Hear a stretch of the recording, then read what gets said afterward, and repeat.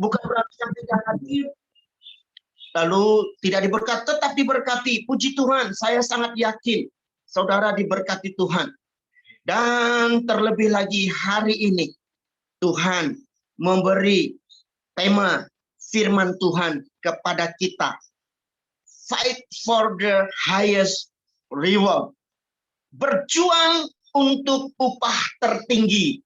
Kita mengejar upah itu, saudara. Dan terbukti kita semua memberi dirinya hari ini ada bersama-sama dalam ibadah Zoom kita di pagi hari ini. Saudaraku kasih dalam Tuhan, kenapa firman Tuhan dikatakan ini fight for the highest reward? Saudara tahu bahwa upah tertinggi, upah terbesar ini berbicara tentang rahasia kekayaan Tuhan yang disediakan bagi kita. Amin. Luar biasa. Kita semua dapat menikmatinya. Dan kekayaan Tuhan ini disediakan bagi saya dan saudara. Tuhan mau kita berjuang untuk mendapatkannya. Katakan bersama-sama, berjuang. Haleluya. Orang yang berjuang pasti orang yang bersemangat, saudara. Orang yang antusias. Orang yang bergairah untuk mempunyai sebuah tujuan yang jelas dan dia akan meraihnya, saudara. Dan saya percaya orang-orang ini akan diperhitungkan oleh Tuhan. Saudaraku kasih Tuhan, melalui tema dari firman Tuhan kita pagi hari ini, berjuang untuk upah tertinggi, atau dalam bahasa Inggrisnya fight for the highest reward. Saudara, upah tertinggi, terbesar yang akan kita raih, yang kita perjuangkan, kita mau bersama-sama belajar. Nah, mari kita belajar dari seorang tokoh Alkitab yang hebat, saudara, yang bernama Musa. Saya yakin saudara juga pasti tahu cerita tentang Musa, karena dari sekolah minggu pun kita sudah diceritakan tentang kisah Musa. Saudaraku kasih dalam Tuhan, tokoh Alkitab yang bernama Musa ini menjadi saksi iman dalam kehidupannya, bahkan tercatat di Alkitab. Nah, saudara-saudaraku kasih dalam Tuhan, saudara juga boleh belajar, saudara boleh baca di dalam Ibrani 11. Di sana didapatkan ada banyak sekali saksi-saksi iman. Ya, contoh ada Habel, ada Henok, ada Nuh. Bagaimana Alkitab mencatat imannya. Bapak Abraham, Ishak, Yakub, Yusuf, dan seterusnya. Ada banyak, saudara. Dan 3 minggu yang lalu kita sempat bicara tentang iman para penakluk. Dan mereka ini adalah iman penakluk. Ternyata kita pun adalah orang-orang yang memiliki iman penakluk. Kita pun adalah orang-orang yang berjuang. Dan saudara, ini kita bisa pelajari dari sekian banyak tokoh-tokoh Alkitab yang menjadi saksi-saksi iman, hanya terdapat Musa seorang yang ada bicara tentang upah. Saudaraku kasih dalam Tuhan, hanya Musa yang bicara tentang upah. Bagaimana nanti kita akan lebih lagi memahami kenapa sih Musa di antara sekian banyak saksi iman, kok Musa yang ada bicara tentang upah. Nah, kita akan belajar memahami, mengerti, menangkap latar belakang dan sejarah singkat Musa. Saudaraku kekasih dalam Tuhan, Musa adalah pangeran Mesir. Ini luar biasa, saudara. Karena dia apa? Karena dia diangkat anak oleh putri Firaun. Saudara pasti sudah pernah membaca kisah ini, bahkan sudah mengerti bagaimana hidup masa kecilnya Musa, ya. Ketika ada masa pembunuhan anak laki-laki di zaman itu, Musa ketika 3 bulan dia dihanyutkan ke air dan ditemukan oleh putri Firaun. Diangkat, saudara. Ya, ini latar belakangnya. Saudaraku kasih dalam Tuhan. Kita akan lihat latar belakang Musa selanjutnya. Dia ketika menjadi anak angkat dari putri Firaun ini, otomatis dia berada di istana, saudara, bersama-sama putri Firaun. Dan saat itu Mesir sangat dikenal adalah bangsa yang paling maju peradabannya, terutama dalam ilmu pengetahuan dan perdagangan. Dan jelas, saudara, Mesir lebih maju dari antara semua bangsa yang lain saat itu. Dan dia ada dan berada di tengah-tengah mereka. Saudaraku kekasih dalam Tuhan. Selanjutnya, Musa ternyata sangat pandai, sangat cerdas, pintar, disukai, luar biasa. Saya sangat yakin ada maksud Tuhan dalam kehidupan Musa, saudara. Dia pandai, cerdas, bahkan dia dikenal ahli dalam ilmu perang, ahli dalam ilmu dagang. Saudaraku kasih Tuhan, berdasarkan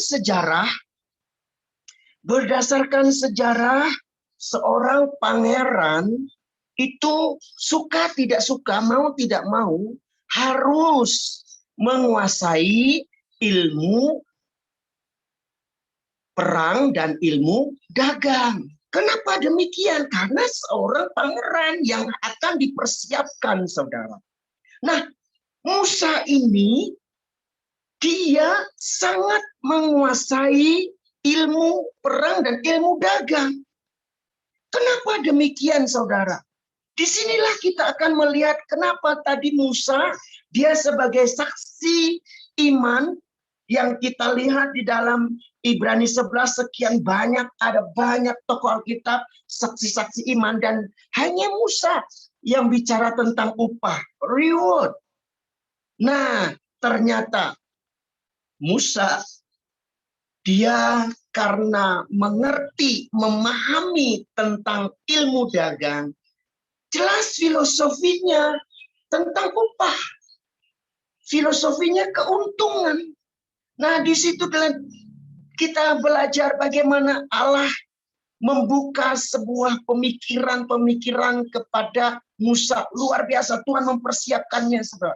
Jadi pangeran, ya, dan dia ahli dalam perang, ahli dalam dagang. Pasti ada bicara tentang hitung-hitungan untung rugi. Nah, dia ini bicara tentang keuntungan, filosofi tentang upah.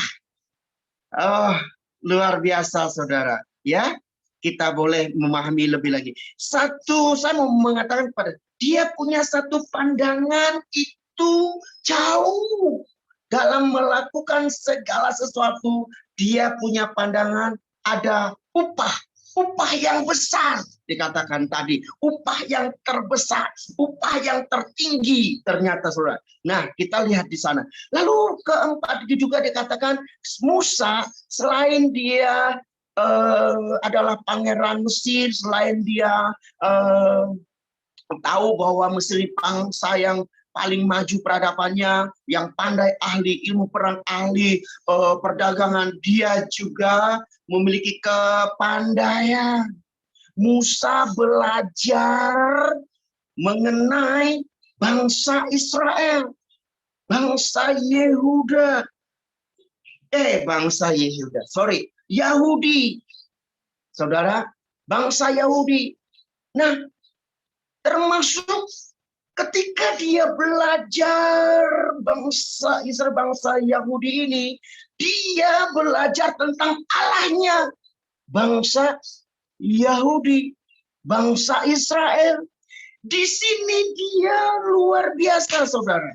Kita perlu menangkap mengapa Musa sedemikian rupa dipakai oleh Tuhan. Saudaraku kekasih dalam Tuhan, ya, mari kita lihat ayatnya. Nah, ini dia. Ibrani 11 ayat 24 sampai 26. Kita baca bersama-sama ya, saudara. Ya. 1, 2, 3. Karena iman, maka Musa setelah dewasa menolak disebut anak Firaun. Wow, ya, menolak jadi pangeran, saudara, bayangkan. Karena ia, yuk sama-sama lagi, 1, 2, 3. Lebih suka menderita sengsara dengan umat Allah daripada untuk sementara menikmati kesenangan dari dosa. Ia menganggap penghinaan karena Kristus sebagai kekayaan yang lebih besar daripada semua harta Mesir. Sebab pandangannya ia arahkan kepada upah. Wow. Firman Tuhan ini jelas berbicara, saudara, kepada kita. Ya, firman Tuhan bicara tentang apa? Musa ini, saudara, ya. Bicara apa? Tentang seorang Musa. Kita belajar. Bayangkan, saudara, ya, firman Tuhan katakan tadi, karena imannya Musa, dia menolak menjadi anak putri Firaun setelah dewasa. Bukankah ini sesuatu yang di luar pikiran manusia, ya? Dan dia katakan begini juga, lebih suka menderita sengsara dengan umat Allah daripada sementara menikmati kesenangan. Pasti Mesir penuh dengan dosa, penuh dengan kehidupan dunia, penuh dengan kemewahan, dan jelas seorang pangeran pasti hidupnya penuh dengan kemewahan. Mau apa-apa ada, saudara, ya. Jelas firman Tuhan katakan. Tapi ini luar biasa. Daripada menikmati kesenangan dosa. Bayangkan, saudara. Ya, lalu berikutnya lagi, ia menganggap penghinaan karena Kristus sebagai kekayaan yang lebih besar daripada semua harta Mesir. Sebab pandangannya ia arahkan kepada upah. Ini di garis bawah, dikasih hitam ya, saudara. Saudara semua, saya mau memastikan saudara semua sudah lihat PowerPoint yang ada di Crimson ini, supaya kita sama-sama belajar lebih lagi memahami, ya, sambil kita mendengar, kita sambil juga melihat. Nah, pandangan ia arahkan kepada upah. Ayo kita bedah ayat ini, saudara, ya, dalam Ibrani 11 ayat 24-26 ini. Ternyata Musa menerima pewahyuan atau pencerahan. Katakan wow. Oh, haleluya. Kita menerima rahasia-rahasia yang Tuhan singkapkan ini. Kalau hanya sekilas baca, lo ngapain mau menderita karena Kristus? Bingung kan? Tapi ini ketika kita bedah ayat ini, kita nemukan, ya, Musa menerima pewahyuan atau pencerahan yang dikatakan adalah Allah orang Israel adalah Hamasiah, Sang Mesias, Kristus. Saudaraku kasihan Tuhan, ya, kita tahu bahwa, ya, ini hilang di layar saya. Oke, muncul lagi. Baik, saudara, ya, kita tahu bahwa pada zaman Musa memang kata Kristus belum ada, saudara, belum muncul di sana, ya, saudara. Tapi kita perlu tahu bahwa ada kata Hamasiah atau Sang Mesias atau Kristus ini memang penulis Ibrani ini ingin mengacu pada Kristus dan menjadikan Kristus center utama. Ya, ini penulis Ibrani, karena penulis Ibrani kan di Perjanjian Baru ya saudara. Ya, tapi kita menemukan Ibrani 11 ayat 24-26 tadi bicara demikian. Ya, Allah orang Israel adalah Mesias, Sang Mesias, Kristus. Nah, disitulah muncul pemahaman, pengertian bahwa penulis Ibrani memang ingin mengacu pada kata Kristus. Kristus menjadi center utama. Nah, itu dia saudara. Ya, selanjutnya dia katakan begini. Penghinaan karena Kristus ternyata menderita karena mengikut Sang Mesias adalah kekayaan yang jauh lebih besar atau mendapatkan upah yang lebih besar daripada apa? Harta Mesir. Wow. Kalau dipikir-pikir, untuk apa Musa meninggalkan harta Mesir? Ternyata saudara, ya, dia merasakan bahwa betapa dia sangat penting kekayaan di dalam Tuhan. Balik lagi yang tadi. Ini belum. Dia masih berbicara, dia memahaminya bahwa dalam hidupnya dia mengenal Allah Israel, Sang Mesias itu. Mesias. Ini membawa kita dapat memahami bagaimana hidup seorang yang bernama Musa. Dia lebih memilih kekayaan yang jauh lebih besar, upah lebih besar, mengikuti Sang Mesias itu daripada dia menerima harta Mesias. Saudaraku kasih Tuhan, melalui pembedahan dari ayat ini saudara, kita ambil pelajaran yang penting. Katakan pelajaran penting untuk kita semua nih saudara, ya, untuk saya, untuk saudara, untuk jemaat Tuhan, di mana kita semua menjadi berkat bagi banyak orang. Jika kita mengerti apa yang dilakukan oleh Musa dan apa yang diambil oleh Musa, saudara. Nah, dikatakan begini, kita belajar ya, Musa ini rela menderita sengsara, mau bayar harga. Untuk apa? Hanya untuk mendapat kekayaan Kristus. Katakan kekayaan Kristus. Kalau dia mau, untuk apa? Susah-susah. Ayolah. Saya mengajak saudara, kita semua sejenak aja. Bayangin aja lah. Yuk, bayangin. Bagaimana sih hidup Musa? Musa ini kan seorang pangeran. Pasti seorang pangeran semuanya serba ada, ya. Dia mau ganti kuda tiap hari juga bisa, kuda yang paling hebat, paling bagus. Kalau zaman dia kan ada kuda, kalau zaman kita kan apa, saudara? Ganti mobil, mau yang mewah-mewah juga boleh, saudara, ya. Karena dia kaya raya, ya. Kalau diingat-ingat zaman sekarang dengan bahasa kerennya itu para sultan lah, begitu ya. Sultan ini, sultan itu, kan kaya raya dia begini. Enak, saudara, ya. Lalu dia menjadi seorang pangeran, dia mau lirik berapa banyak putri pun oke-oke saja, saudara, ya. Ya, atau dia mau punya pasangan banyak juga boleh saja, saudara. Tapi ingat, saudara, kita tahu Musa itu serba ada sebetulnya.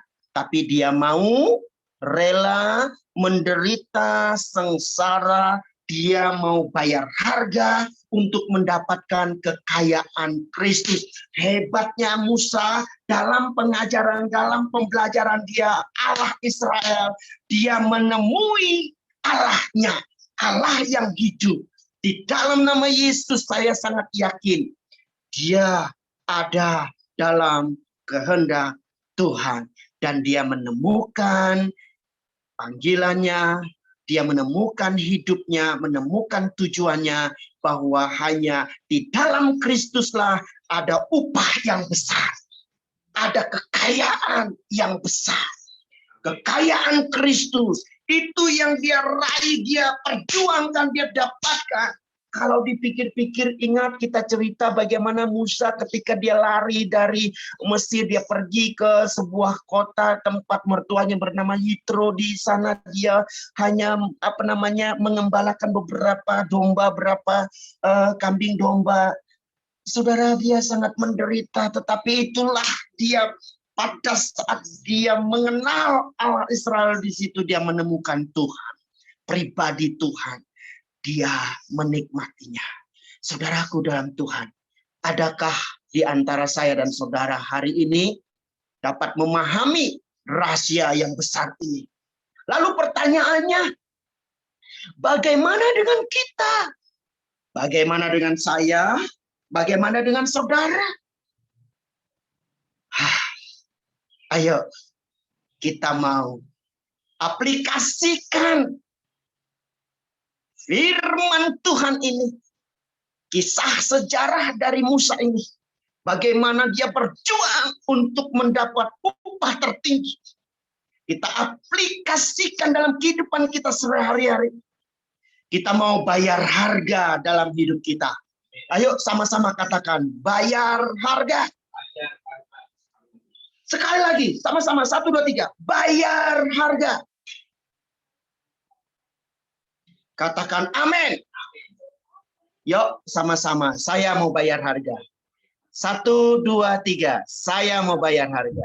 Saya sebagai hamba Tuhan mau mengajak saudara menikmati kekayaan dalam Kristus yang tidak pernah habis. Terkadang kita menikmati kekayaan dunia ini sebentar habis lenyap, kata firman Tuhan berkata.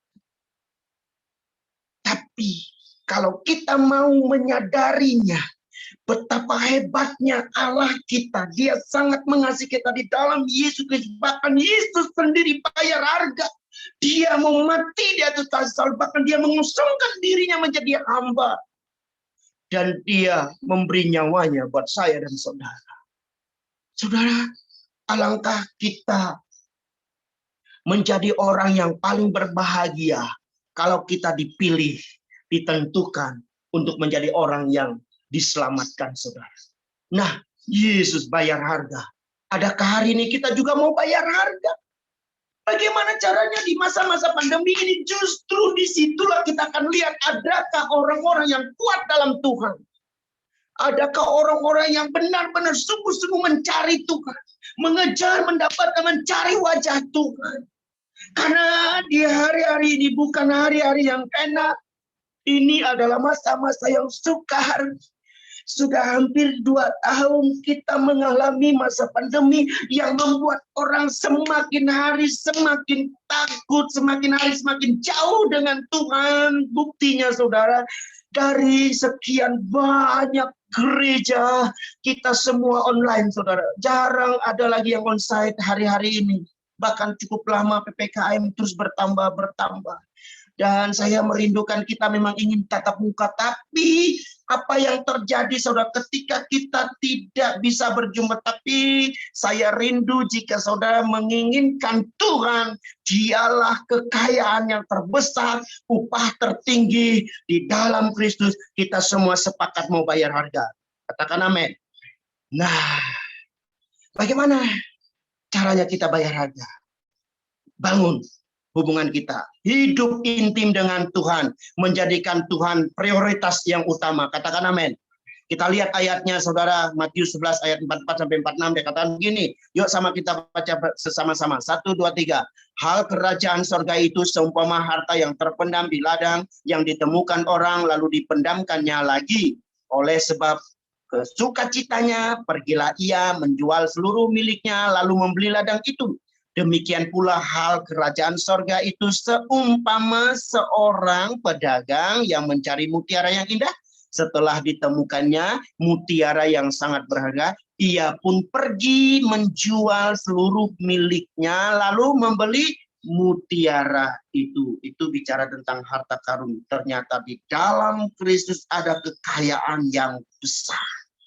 Next, kita akan lihat Matius 6 ayat 33, dia katakan begini, lebih dipertegaskan lagi saudara dalam ayat ini.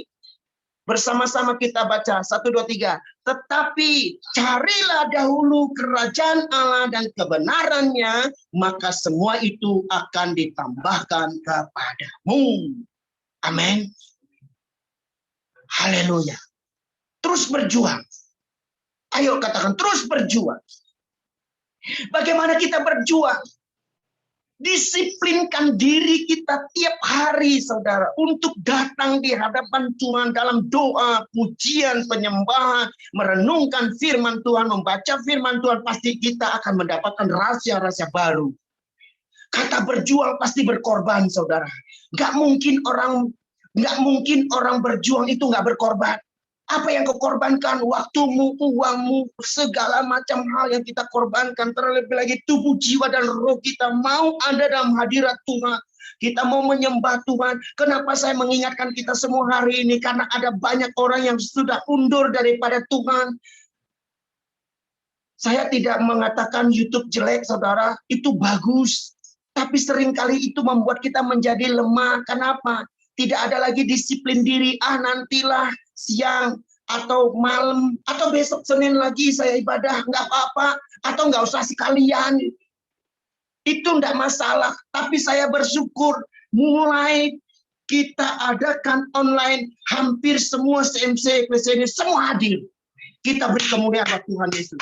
Saya sangat salut dengan jemaat yang sangat cinta kepada Tuhan. Imannya terus meningkat, tumbuh.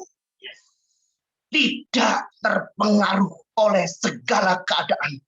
Mereka tetap fight, berjuang. Dan mereka mau bangun pagi-pagi. Saya kesaksian sebentar. Tadi pagi jam 5 saya sudah bangun pagi, saudara. Dengan Pak Budi. Kami ikut pelayanan, ada teman saya karena dia ini terkena musibah COVID. Dia minta kami hadir dalam pelayanan di Timor Leste, saudara. Lewat Zoom. Bayangkan jam 5 pagi saya sudah udah banyak hal yang dikerjakan. Ada gairah, ada semangat. Jam 5 pagi belum istirahat, langsung khotbah lagi sekarang, saudara. Tapi saya bersuka cita. Roh saya hidup. Roh saya menyala-nyala, ada gairah. Ayo saya mau ajak jemaat Tuhan hari-hari ini mau bayar harga, berjuang. Ada banyak tokoh Alkitab yang melakukan itu. Kita boleh dapat contoh. Terlebih lagi Tuhan Yesus sebagai contoh kita. Yang sepakat katakan amin. Saudaraku, next. Selain kita berjuang, mendisiplinkan diri, kita masuk dalam doa pujian penyembahan, merenungkan firman Tuhan, baca firman Tuhan, juga mematikan segala keinginan daging yang menyeret kita ke dalam dosa. Saudara tahu, tadi kita mengingat tokoh Musa tadi, dia menyadari bahwa harta Mesir itu adalah dosa. Dia lebih baik menderita karena dia menerima kekayaan Kristus daripada dia hidup dengan kesenangan kegelimangan dosa di Mesir. Hebat.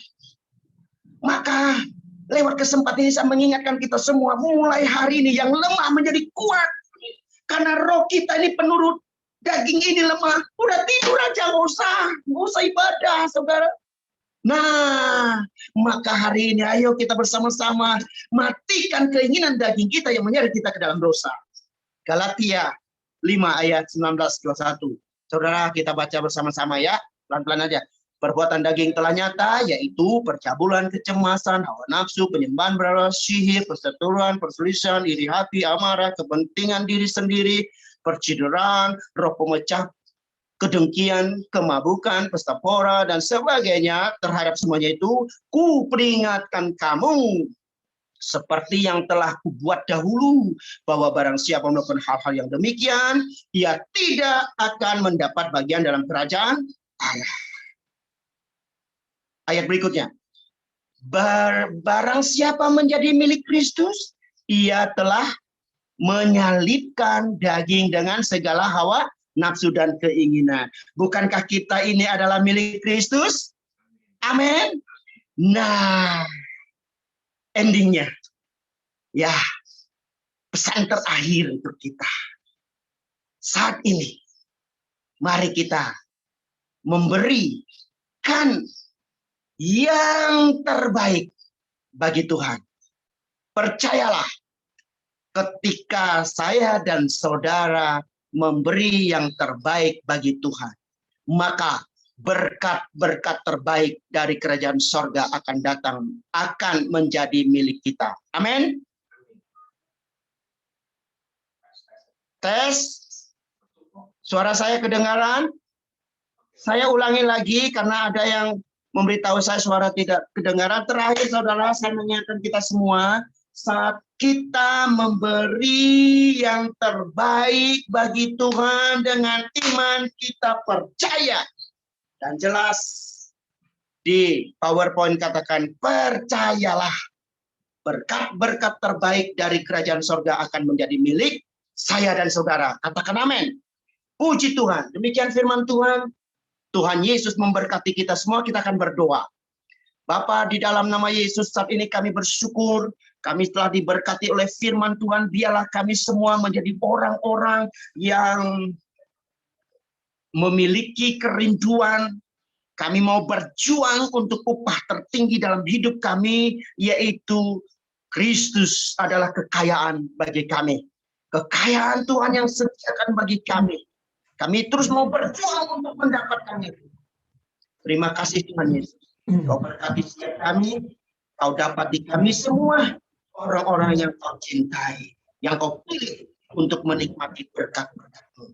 Di dalam nama Yesus, kami telah berdoa dan bersyukur. Yang diberkati melalui firman Tuhan ini bersama-sama kita katakan. Amin. Puji Tuhan. Puji Tuhan. Shalom semua. Iya. Rekamnya udahan dulu rekamnya. Oke.